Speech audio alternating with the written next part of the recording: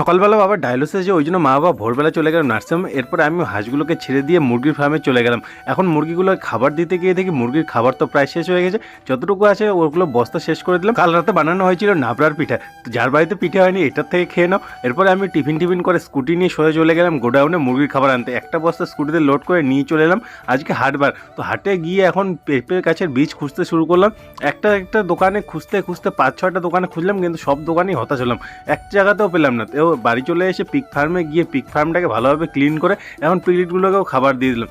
এরপরে আমিও উনুনের মধ্যে গরম জল করে ফটাফট স্নান করলাম। এর মধ্যে বাবা মা চলে এসেছে ডায়ালিসিস করে। বাবার শরীরটা আজকে একটু খারাপ, কালকে পিঠে খাওয়া হয়েছিল।